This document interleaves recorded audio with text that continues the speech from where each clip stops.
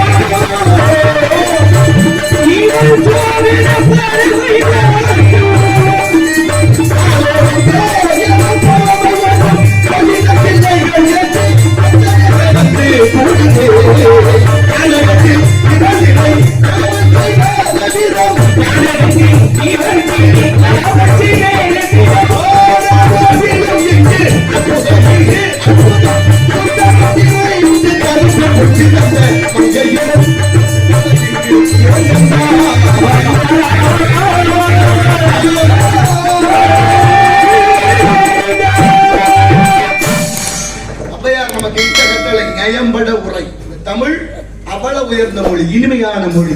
அதனால தமிழை சரியாக உச்சரித்தோமானால் வயசு 120. இன்னைக்கு அப்படியா இருக்கு, வாழைப்பழம் கோழி குஞ்சுன்னு போச்சு. ஆனாலும் தமிழை போற்றுவோம், தமிழ் நம்மை வாழ வைக்கும். அந்த தமிழால் தமிழ் மக்களை என்றென்று சந்தித்துக் கொண்டே இருப்போம். அதனால வருகிறான் காவலன், அவனை சந்திப்போம். சொட்டகி நமது இளையத்தை பெண் சிந்திப்போம். நாராயண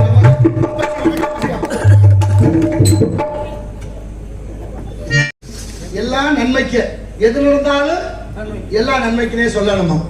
ஏன் அப்படி சொல்லணும்? ஒரு பெரிய நாட்டுல ஒரு மன்னர் இருந்தாரு. மன்னர்னா பாருங்க, சரி, கொஞ்சம் புத்தி குறைவு. ஆமா, ஏன்னா மன்னர் மகன் மன்னர் ஆகிடலாம். ஊனமுற்றவனாக இருந்தாலும், கால் இல்லைனாலும், கடி இல்லைனாலும், அறிவே இல்லைனாலும் மன்னர் மகன் மன்னர். பாரம்பரியமா. ஆமா, பாரம்பரியமா குடும்பம். ஆனா மந்திரி மகன் அப்படி வர முடியாது. அறிவு இருந்தா தான் வரணும். அதனால மந்திரிக்கு அழகு வரும் பொருள் உரைத்த. இப்ப மன்னருக்கு கொஞ்சம் புத்தி குறைவு. எப்படி? ஒரு நாள் என்ன பண்றாரு, பாக்கு வெத்தலை பாக்கு போடுவோம்னு பாக்கு வெட்டின்னு ஒண்ணு இருந்துச்சு நம்ம கிட்ட. பாத்தீங்களா? அவரை எடுத்து வச்சு பாக்க நறுக்கிறாரு. தவறுதெல்லாம் விரல் துண்டா விழுந்துருச்சு. அமைச்சர் அன்னைக்கு 2 நாள் விடுமுறை, மந்திரி வரல. இவர் அப்படியே துடியா துடிக்கிறாரு. விரல் போச்சு இல்ல, வேதனை எல்லாருக்கும் ஒண்ணுதானே, வலிங்கிறது எல்லாருக்கும் ஒண்ணுதானே. ஆனா என்ன பண்றாரு, வைத்தியர்களை வச்சு கொஞ்சம் கொஞ்சமா அதை பண்ணி கட்டு போட்டு பார்த்தா எல்லாரும் தெரிஞ்சவங்கலாம் வந்து விசாரிக்கலாம். என்ன பண்ணா கையில பாக்கு வச்சு வச்சிருச்சாமலோ, இது நடந்திருக்கவே கூடாது, உங்களுக்கு போய் இப்படி நடக்கலாமா, உங்க குணத்துக்கு உங்க மனசுக்கு அப்படின்னு எல்லாரும் பாராட்டுறாங்க. சரி, வெட்டியா புகழ்றேன். உண்மையை பேசுறேன். எல்லாருக்கும் நல்லவனா இருக்கணும்னா ஒண்ணு மட்டும் தெரிஞ்சுக்கிறேன், எல்லாரும் நம்மளை பாராட்டணும்னா நான் அதிகமா பொய் சொல்ல வேண்டியிருக்கும். ஆமா, அதே உண்மை. உண்மையா பொய்யா? எல்லாருக்கும் நல்லவனா நான் நடக்கணும்னா அதிகமா புழுகணும். எனக்கு அது தெரியல. நேர்மையா இருக்கணும், நேரா கேட்கணும்னு நினைக்கிறேன். பகைய நிறைய சம்பாதிக்கிறேன். ஆனாலும் என் மனதாட்சிக்கு நான் சரியா இருக்கேன்ல, அதனால நான் செத்தாலும் எனக்கு மோச்சம். நேர்மையானவே போராடி செத்தேன்னு போகட்டும். உங்களை மாதிரி இருக்கு எனக்கு விருப்பம் இல்லை. எங்க சொல்றீங்க? பொதுவா சொல்றேன். உங்களை சொல்லுவேனா? பொதுவா சொல்ல. இப்ப என்ன பண்ணா எல்லாரும் கேட்டாங்க, மந்திரி 2 நாளா வீட்டுக்கு வரல. 2 நாள் கழிச்சு மந்திரி வர்றாரு. கையில வெட்டுப்பட்டு போயிருக்கு. மன்னர் நினைக்கிறாரு, மந்திரி வந்துட்டா நம்மள விசாரிப்பேன், கையில வெட்டுப்பட்டு அப்படின்னு இவர் நினைக்கிறாரு. ஆனா மந்திரி வந்தவன் அதை பத்தி விசாரிக்க மத்த வேலைகளை பாக்குறாரு. இவர் கோவம் வந்துருச்சு. ஆமா, யோ மந்திரிக்கு வா, எனக்கு கை வெட்டுப்பட்டது தெரியுமா? தெரியாது. தெரியும் ஐயா. தெரியும்னா அப்ப என்னன்னு கேட்காம நீ பாட்டுல வந்து கங்கிட்டு போயிட்டு கை விரல் விழுந்து வச்சு ஒரு விசாரணை கொடுத்துலாம ஒரு என்னன்னு கேட்காம ஒரு ஆறுதல் சொல்லாம சுத்திரியான்னு கேட்டோன்னு அவர் பார்த்தாரு. எல்லாம் நன்மைக்கு என்ன? ஓஹோ, எல்லாம் நன்மைக்கு. நன்மைக்கு என்ன? மன்னருக்கு ரொம்ப கோவம் வந்து, ஏன்டா விரல் துண்டு வரி வந்துருச்சு, வேதனை இருக்கு, எல்லாம் நன்மைக்கா. இந்த ஆளை புடிச்சு சிறையில 6 மாசம் கடுங்காவல் தாங்க போடு உள்ள. மந்திரி அமைச்சர் எப்படி அமைச்சர்? இப்ப சொன்னாரு அமைச்சரா சிறையில் அடக்கி சொல்லியாச்சு. அவர் சொல்றாரு எல்லாம் நன்மை கேட்டு போயிட்டாரு. சரி, எல்லாம் நன்மை கேட்டு செயலுக்கு போறாரு சிறைச்சாலைக்கு. இப்ப செயல்ல மந்திரி அழைச்சாச்சு. மன்னருக்கு ஒரு யோசனை, வேட்டைக்கு போலான்னு கிளம்புறாரு. சரி, வேட்டைக்கு போனா காட்டுக்குள்ள போய் படை பரிவாரத்தோட வேட்டையாடுறாரு. ஒரு 6 அடி வேங்க துரத்துது. 6 அடி வேங்க துரத்துனோட கூட வந்த படையெல்லாம் தவிடு வழியா ஓடி போச்சு. ஒரு பிள்ளை இல்ல. இவர் ஒரு வாள் வச்சிருந்தவர் எப்படியோ அந்த சிறுத்தையை கொண்டுட்டாரு. சரி, இப்ப உயிர் தப்பிச்சாரு. தப்பிச்சா தனியா ஒரு ஆள் மட்டும் நிற்கிறாரு, யாருமே இல்லை. எங்கிட்டா போறவனு காட்டுக்குள்ள தடுமாறி இப்படி போக இந்த காட்டு ராட்சசர்கள் இருக்காங்களா, காட்டுவாசிகள், அதுல பாருங்க யாரையாவது புடிச்சிட்டு போன இந்த மன்னரை வந்து கட்டி புடிச்சுக்கிட்டாங்க. சிக்கிறா நமக்கு. ஏன்னா அவங்க கோயில்ல திருவிழாவுக்கு நரவழி கொடுக்கணும். அதுக்கு ஒரு ஆள் தேடிட்டே இருந்தாங்க. மன்னர் சிக்கிட்டாரு. ஆமா, வழிய மாட்டிட்டாரு. மன்னரை கட்டி தூக்கிட்டு போய் தண்ணியை ஊத்தி குளிப்பாட்டி நிப்பாட்டியாச்சு. அவங்க வாசல கசாமில்லான்னு கத்தி எல்லா வேலையும் பண்ணி எப்படியாவது தலையை வெட்டணும் முடிவு பண்ணியாச்சு. இப்ப தலையை வெட்ட போறோம். இந்த தலைமை பூசாரி ஒருத்தர் ஆட்டுவாசியல், அவர் பாக்குறாரு உடம்ப விரல்ல பாதிய காணும். நிறுத்துறா இவனை கொடுக்கப்படாது, ஒச்சமா இருக்கான், இவனை விட்டு விரட்டி விடுறான்ட்டாங்க. இப்ப மன்னர் உயிர் தப்பிச்சு வந்துட்டாரு. இப்ப யோசிக்கிறாரு, விரல் வெட்டு போட்டு போச்சு, விசாரிக்கிறதுக்கு என்ன அமைச்சரை எல்லாம் நன்மைக்கு சொன்னாங்க. விரல் வெட்டுப்பட்டது நல்ல வேலை தானோ? அப்ப நல்ல தப்பத்தான் நம்ம நினைச்சிட்டோம். உடனே போய் அவரை விடுதலை பண்ணுங்க கூட்டியாங்கன்னு மந்திரி வந்துட்டாரு. ஐயா அவன் தெரியாம அழைச்சு விட்டேன், ஆனா நல்லதுக்குன்னு சொன்ன எல்லாம் நன்மைக்கேன்னு உள்ளபடியே என் உயிர் காப்பாற்றப்பட்டுச்சு. சரி, எனக்கு சரி, நான் உனக்கு 6 மாதம் கடுங்காவல் சிறந்த இருந்துச்சு, அது எல்லாம் நன்மைக்கேன்னு சொல்லிட்டு உள்ள போனீங்க, அது என்ன அப்படின்னாரு மன்னர். கொஞ்சம் கூட இன்னும் புத்தி இல்ல. அப்ப அவர் சொன்னாரு, ஐயா நான் உங்களோட இருந்திருந்தேன்னா வேட்டைக்கு நீங்க மட்டும் போயிருக்க மாட்டீங்க, உங்க கூட நானும் வந்திருப்பேன். எல்லாரும் போயிருப்பாங்க, நான் உங்களை விட்டு ஒதுங்க மாட்டேன்.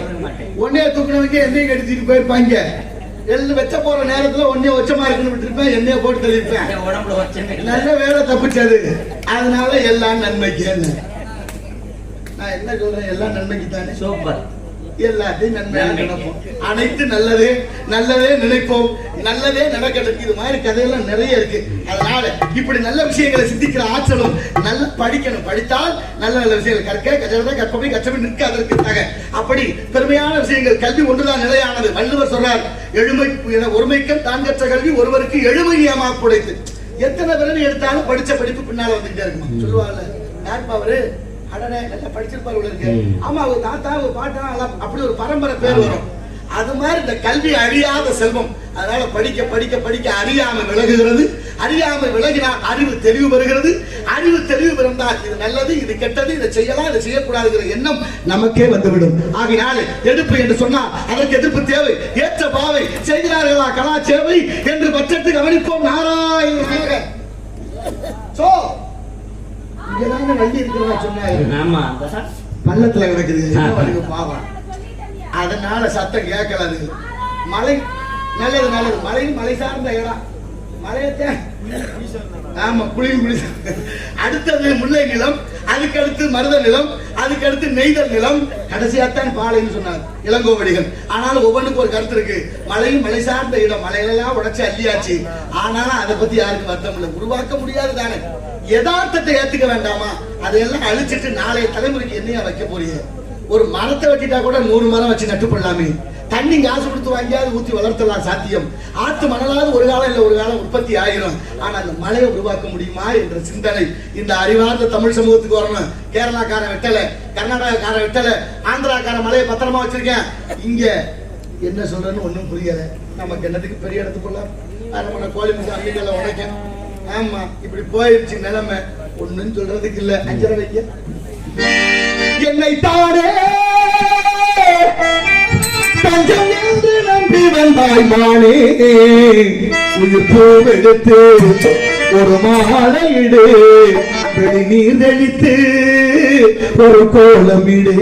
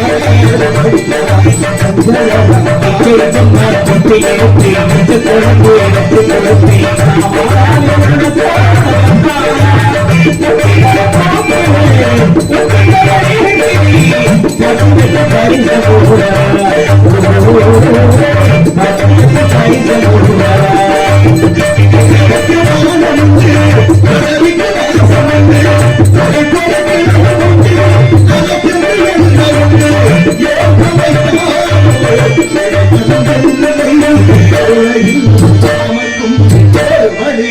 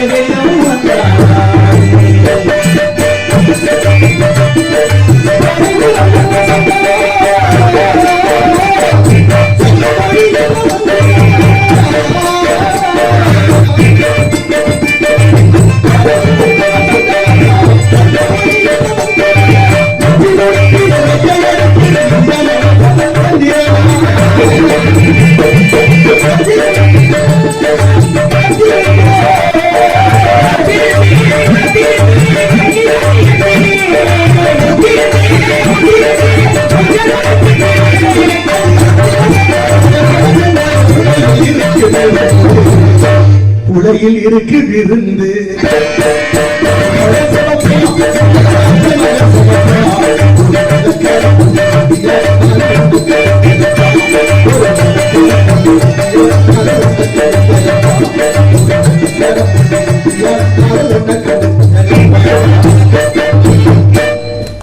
நிறைய பாடிட்டே இருக்கலாம், பேசிக்கிட்டே இருக்கலாம். காலம் கடந்தே போகுது. காலமும் நேரமும் ரொம்ப முக்கியம். காலத்தையும் நேரத்தையும் மதிக்கணும். நம்ம நாட்டுல எல்லாம் தலைகீழா மாறிடுச்சு. சரியா கூட்டம் 9 மணிக்குன்னா மகாத்மா காந்தியடிகள் மதுரை வரணும், அந்த அறிவிப்பு வந்துடும். 8:45 அங்க இருப்பாரு, 8:45 முன்கூட்டியே.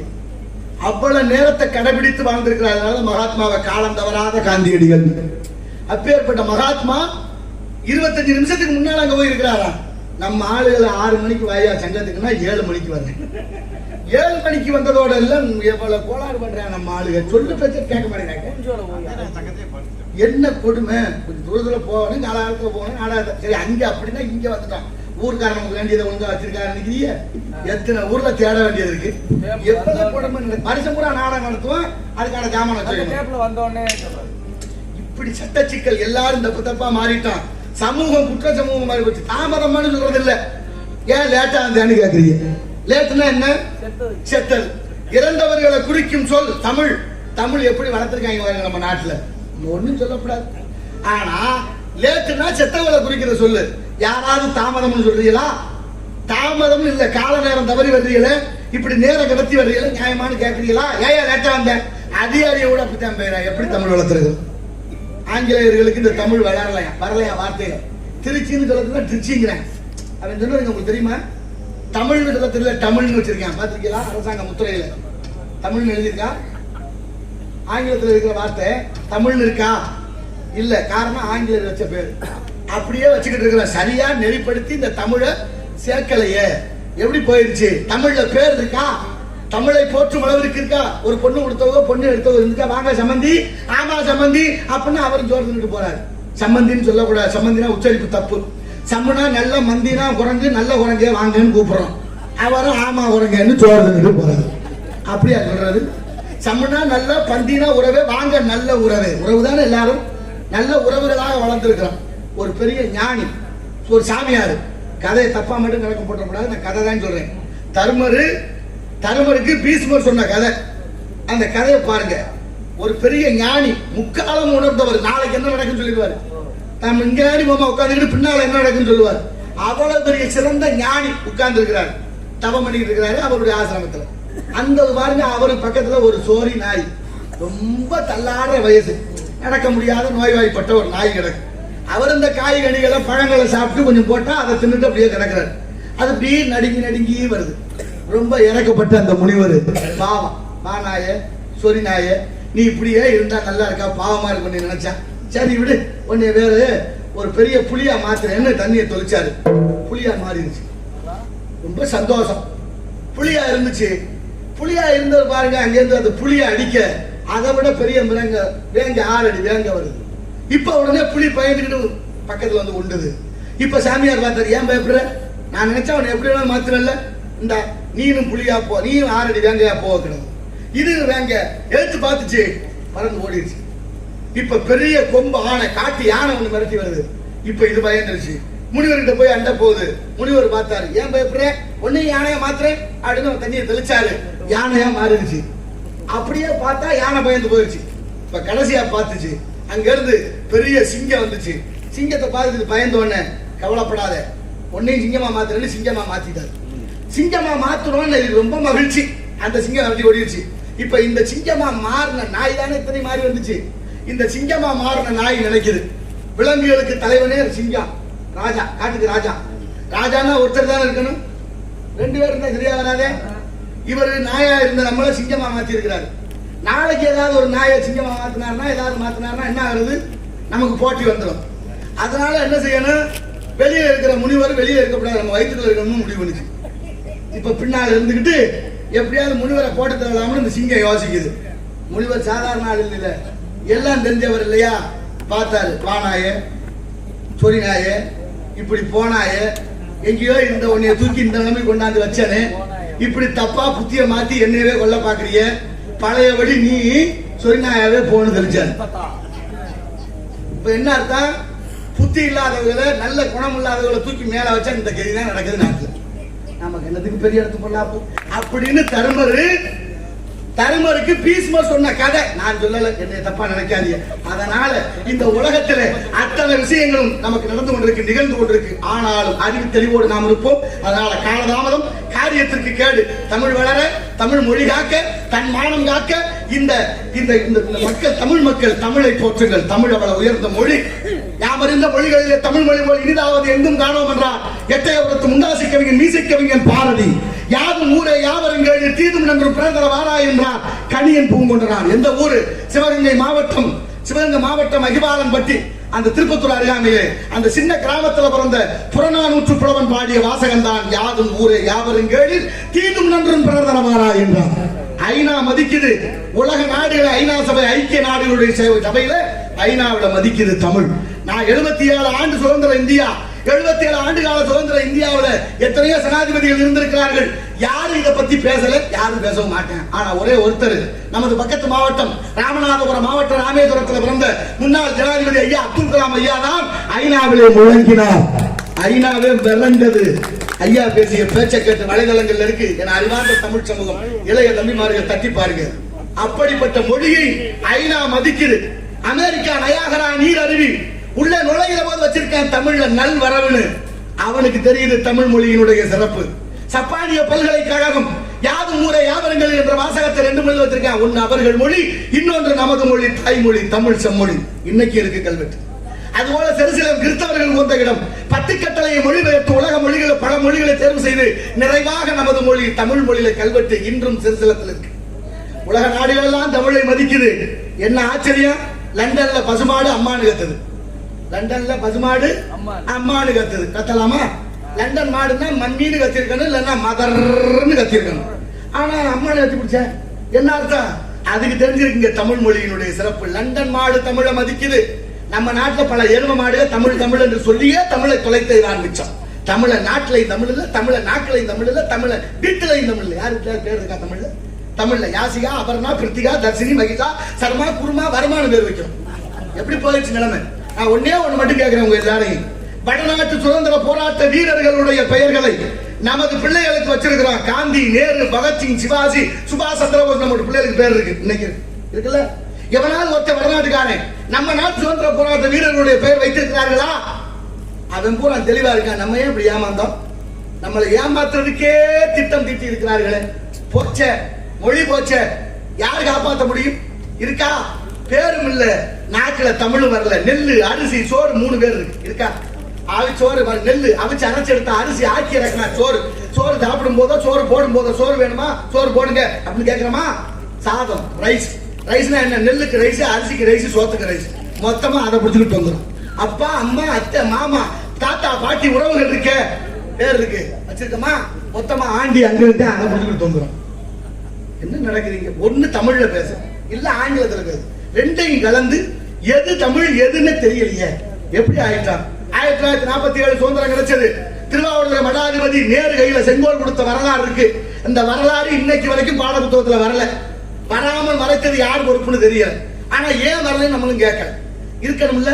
திருவாவூர் மடாதிபதி நேரு கையில செங்கோல் கொடுத்த காலம் எப்ப 1947 சுதந்திரம் கிடைச்ச முதல் பிரதமர். இப்ப அதுக்கப்புறம் இத்தனை வருஷம் கழிச்சு இப்ப செங்கோல் கொண்டு கொடுத்துருக்கோம். இப்பவும் திருவாவூர் மடாதிபதி செங்கோல் கொடுத்தாச்சு, வாங்கி சுகத்துல வச்சாச்சு. அப்படி இருக்கலாமா? அந்த கதையை வரலாறு பாட புத்தகத்துல வச்சா பிள்ளைய படிச்சு தெரியணும், வரலாறு தெரியணும். வரலாறு தெரிஞ்சாத்தான் நல்லா இருக்கும். இங்க அப்படி இல்ல. பள்ளிக்கூடத்துல நம்ம எல்லாம் சோறு சாப்பிடும் போது ஒரு கதை சொன்னாங்க, ஒரு பாட்டு. பகுத்துண்டு பல்லுயிர் ஓம்புதல் நூலோ தொகுத்தவற்றுள் எல்லாம் தலை சொல்லிட்டு சாப்பிட்டான். இன்னைக்கு சொல்றாங்களா? பள்ளிக்கூடத்துல அந்த பாட்டு இருக்கா? இல்ல. ஏன் இல்லைன்னு நீங்க யாராவது கேட்டீங்களா? சரி, ஏன் இல்லாம போச்சுன்னு அவங்க ஏதாவது சொல்லியிருக்காங்களா? யாருக்கு அதை பத்தி கவலை? அவ்வையார் பாட்டு இருக்கு, இந்த கிழவி ஆத்திச்சூடி அரஞ்சைய விரும்புது, அரஞ்சைய விரும்பு 60 70 கரவில் 20 விளக்கல் உடையது விளம் இருக்கா?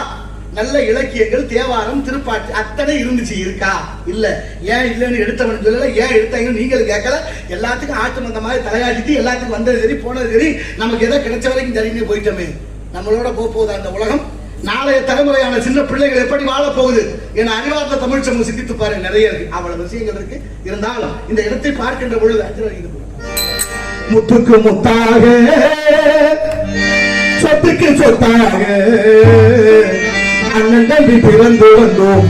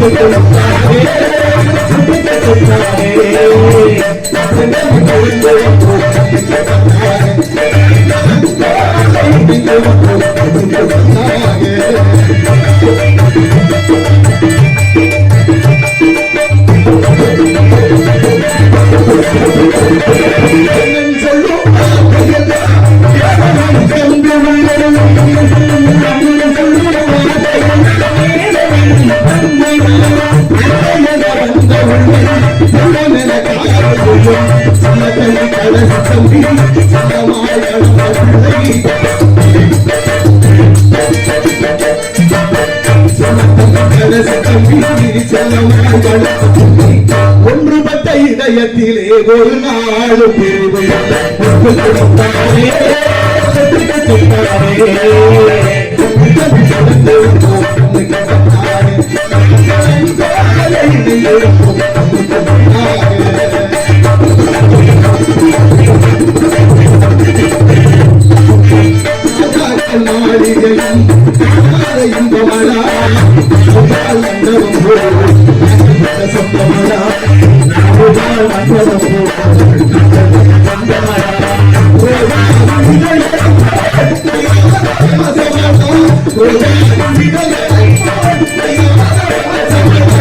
நூறாண்டு வாழ வைக்கும், இன்னும் 100 வாழ வைக்கும் வேளாம்பட்டி மக்கள் மாறாத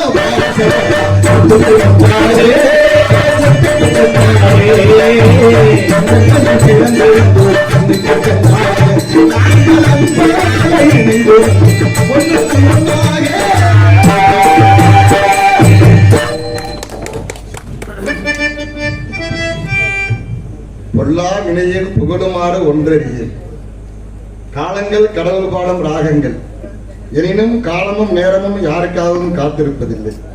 எங்கள் குலதெய்வமே தாயினி மெடியவர். ஐயாவுடைய பேரு அடியாருக்கு மெடியவர். இவர் எங்கள் அன்பை காட்டிலும் உயர்ந்தவர். இதை பேசு அதை பேசு என்று அவருடைய எண்ணம் துடிக்கின்றது.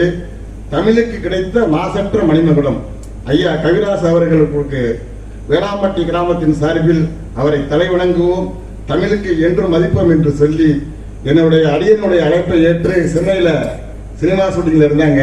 திரைப்பட உலகத்துல ஐயா வேளாம்பட்டி வரணுமான்னு கேட்டாங்க. வள்ளலார் தங்கமணி சொல்றேன்னு சொன்ன உடனே மறுப்பே தெரிவிக்கல. அடுத்த கணமே வந்து விட்டார்.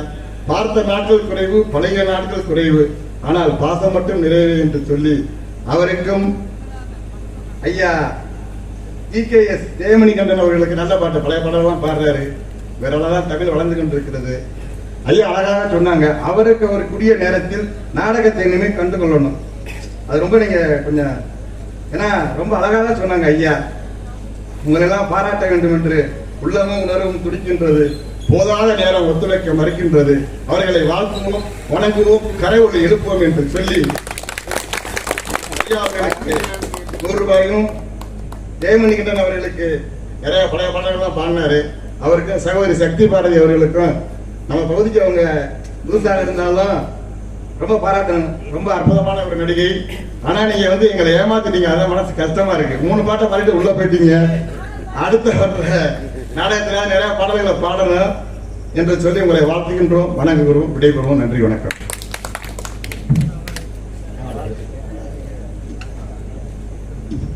அன்பளிப்பும் வழங்கி என்னை ஆசீர்வாதம் செய்து ஐயா அவர்கள் புலால் மறுத்த வள்ளலாறு வழியில் நடந்து கொண்டிருக்கிறார்கள். நமக்கு நான் படித்த பிறகுதான் தெரிஞ்சது, ஆலங்குடி பக்கத்துல வாடிமணப்பட்டி என்ற கிராமம் 50 ஆண்டுகளாக புலால் மறுத்திருக்கு கிராமமே. இங்கே மதுபானம் இல்லை, புலால் சாப்பிடுவதில்லை, அந்த ஊரே சைவமாக இருக்கு. அப்படி வள்ளலார் இங்க ஒரு கதை பாருங்க. சிடி நாயுடு கப்பல் வழியில போற போது கடலுக்குள்ள கப்பல் மூழ்கிருச்சா. எல்லாரும் கடல்ல மிதக்கிற போது சுறா மீன் ஒவ்வொரு திரையாக அடித்து விழுங்கி கொண்டிருந்ததா. ஆனா ஐயா சிடி நாயுடு மட்டும் சுத்தி சுத்தி வந்ததா, தொடவே இல்லையா. காரணம், அவர் சைவத்தை கடைபிடித்ததனுடைய தன்மை. அதனால உடல்ல ரத்த வாடை இல்லாததுனாலே அந்த சுறாமி அவரை தொடவில்லை என்று அவர் எழுதிய நூலில் குறிப்பிடப்பட்டிருக்கிறது. இப்படி இந்த சாப்பிடாம இந்த புலால் மறுத்து விட்டால் நம்ம போற போது வர்ற போது ஆடு மாடுகள் கோழி எல்லாம் நம்மளை வணங்குமா. அதைத்தான் வள்ளுவர் சொல்றார், கொல்லான் புலாலை மறுத்தானை கைகூப்பி எல்லா உயிரும் தொழும். உணவு கூட மனிதனுடைய புத்தியை மாத்துது. நம்ம என்ன சாப்பிடுறோமோ அதுக்கு தகுந்த புத்தி வேலை செய்யும். மாம்பழம் அதிகமா சாப்பிட்டோம்னா வயிற்று போக்கு, நெய் அதிகமா சாப்பிட்டோம்னா அசீரணம், எருமைப்பாலை அதிகமாக குடிச்சோம்னா மந்தம். ஏன்னா எருமை மந்த பிராணி, மழை வந்தாலும் விலகாது, புயல் வந்தாலும் விலகாது, எது வந்தாலும் விலகாது. அந்த பாலையை குடிச்சுட்டு நம்மளோட பிள்ளைகள் அப்படித்தான் இருக்கு நிலைமை. அப்ப உணவு கூட மனிதனுக்கு சரியாக இருக்கணும். அந்த உணவு புத்தியை மாற்றும். அந்த புத்தி மாறாம இருக்கணும்னா இந்த புலால் மறுக்கணும். புத்தி சரியா இருக்கணும். ராட்சசம், தாமசம், சாத்விகம் என்ற 3 குணம் இருக்கு. இந்த 3 குணத்துல சாந்தமான குணம் நம்ம கிட்ட வளரணும்னா அதைத்தான் வள்ளலாறு கடைபிடித்தார். அந்த வள்ளலாறு கடைபிடித்த வழிகளை உங்களுக்கு நிறைய சொல்றேன். அவ்வளவு கதைகள் இருக்கு, அவ்வளவு சொல்லலாம். ஏன்னா மிக மிக நல்லவர்களாக இருப்பது ஆபத்தினார் மேல்நாட்டு அறிஞர் பெருமாட்சா, நபிகள் நாயகத்தை கல்லால் அடித்த இந்த உலகம், இயேசுநாதர் சிலுவையில் இருந்த இந்த உலகம், அப்பர் பெருமான கல்லுல கட்டி கடல்ல ஓட்டின மகேந்திர வல்லவன், ஞான சம்பந்த குடியிருந்த படத்துக்கு தீ வச்சான் ஜமனர்கள் மதுரையிலே, இந்த உலகம் உருண்டை கண்டுபிடிச்ச விஞ்ஞானி கல்லுடைய கொளுத்தி இருந்த உலகம், மகாத்மாவை சுட்டது இந்த உலகம். இதை விட என்ன வேணும்? வீட்டுக்கு வீடு ஆட்டுக்குட்டி புள்ள மாதிரி வளர்க்குறோம். ஆடு புள்ள மாதிரி வளர்ந்து மச்சினை வீட்டுக்கு வந்துட்டா அதுக்கு ஆகி முடிஞ்சு வருது. எந்த ஆட்டுக்குட்டியாவது பேரம் பேத்தி செத்துருக்கா?